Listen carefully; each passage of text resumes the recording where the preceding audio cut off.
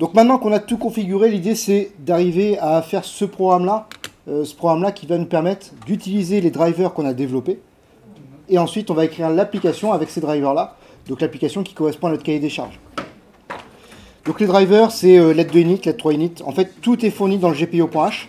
Vous avez tous les drivers. Donc un driver, c'est une fonction qui vous permet d'accéder au matériel. Okay. Et là, dans le main, il me suffit en gros de initialiser les LED qui m'intéressent. Et puis ici, pareil, LED de on. Hop là. LED de on qu'on va pouvoir... Enfin, on va allumer toutes les LED. Ensuite, on va off toutes les LED. Et on va voir ce que ça donne. Donc 3, 4, 5. 3, 4, 5.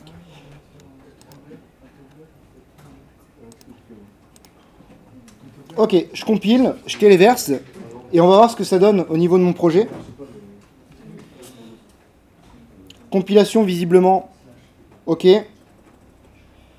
C'est en train de se programmer et de se mettre dans la Curiosity, donc on va voir ce que ça donne.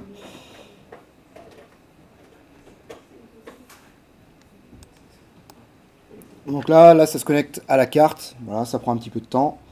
Ça met à jour le firmware, et on va regarder si ça s'allume derrière. En attendant, je prépare un autre. Ah.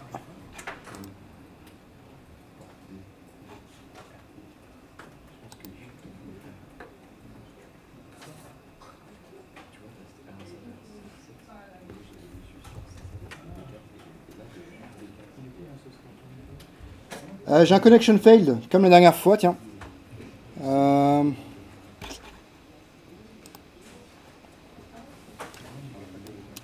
Bon, tant pis. Je suis à peu près serein sur ce que ça donne. Enfin, je suis serein sur ce que ça donne en visuel ou avec un oscilloscope. Donc, à la limite, je vais passer cette partie-là. Ce que j'aimerais bien qu'on regarde quand même ensemble, c'est la partie Target Memory View. Donc, on voit un petit peu ce qui se passe ici. Et ce que je vais faire, c'est cette fenêtre-là, je vais la mettre sur le côté ici.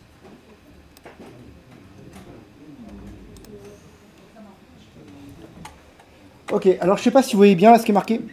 La première ligne qui est marquée là. À la limite. Ouais, vous avez du mal à voir. Ok.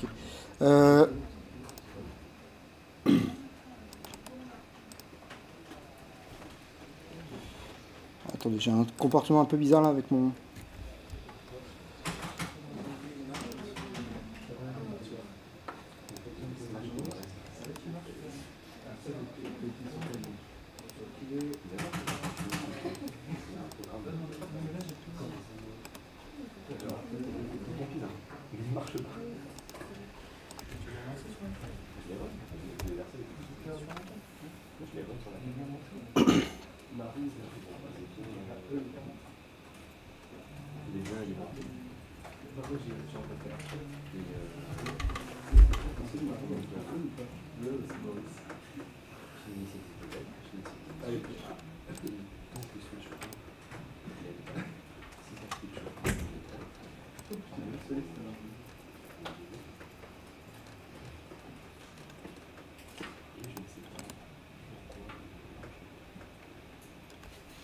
Ok, donc je vais mettre sur mon projet, je vais mettre en mode simulation, comme ça on va pouvoir le faire étape par étape. Donc je vais choisir le simulator. Ok. Et du coup on va faire le debug et on va avancer étape par étape pour voir comment est-ce que le programme évolue au fur et à mesure, instruction par instruction. Ok, donc debug.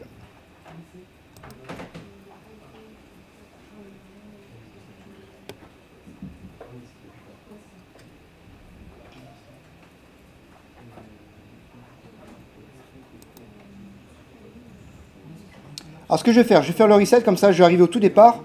Ok. Quelle est la toute première instruction?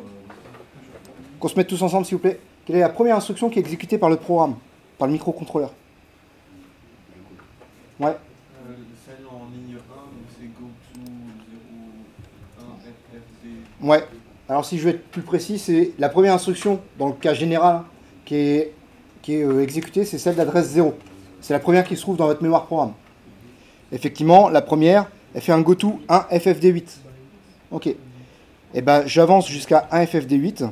Donc ça se trouve quasiment tout en bas. 1FFD8, j'arrive ici. Ça me fait un move LB0. Peut-être que j'en parlerai plus tard. Ça me fait un goto 1FFDE. Et 1FFDE, j'arrive ici. C'est l'instruction qui correspond à mon main. Ok. Cette instruction-là, alors on voit pas ce que c'est, mais c'est un call 1FFC8. Ok. Donc ça veut dire que... C'est dire quoi, le call d'ailleurs?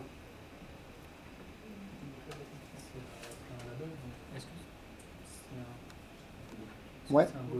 C'est comme un goto. Ah, mais c'est Ok. un goto relatif. Non, c'est pas relatif. Ça, c'est le bras, le branch. Non, il y a une différence avec entre le goto et le call. Mais on va y venir tout de suite. Ouais. Est-ce que ce serait que le GoTo c'est à une adresse précise alors que le call c'est un label et le Non. label... Les deux, c'est une adresse précise. Ouais. Merci. Il sauvegarde une adresse en particulier. Ouais. On y revient? Celle de retour. Ouais. Voilà. Tout doux, on y arrive. Effectivement, le goto, c'est un aller simple. Ok. Le call, il y a un aller et un retour. Voyons voir ça. Donc c'est un call 1FFC8. Je vais à l'adresse 1FFC8. C'est quoi ça, le 1FFC8? C'est ma fonction let2 init. J'ai l'instruction nécessaire et le return.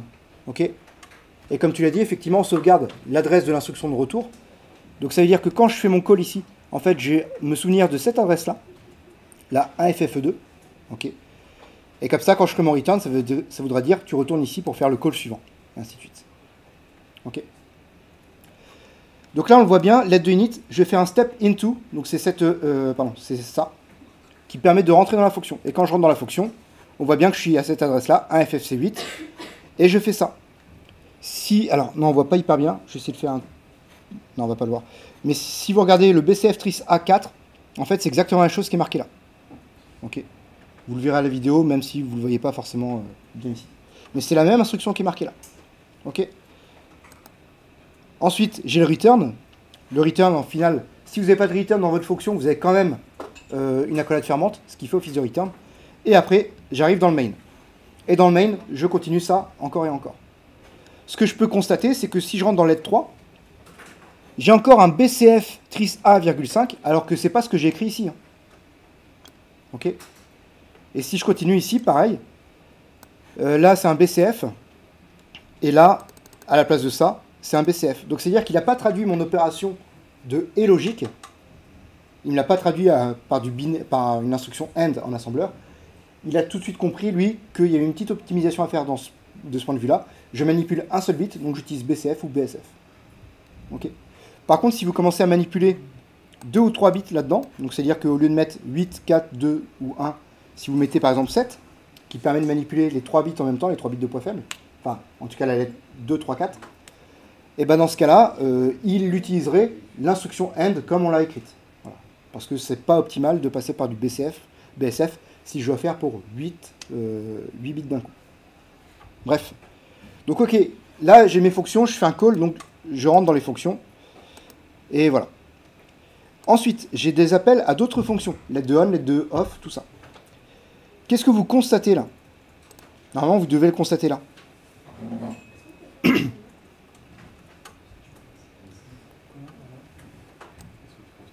Qu'est-ce qu'on constate? J'essaie de zoomer un petit peu. Qu'est-ce qu'on constate ici? C'est quoi la différence entre let de init et puis let de on? Donc let de init, il est là. Et let de on, il est là. Ouais. Let de init, c'est une fonction. Du coup, ça colle la fonction. Donc on appelle la fonction, on accède à la fonction, on quitte effectivement le main pour aller rejoindre let de init. Et après, quand on a fini, on revient dans le main. Ouais. Et let de on, c'est ce qu'on disait tout à l'heure, c'est une macro.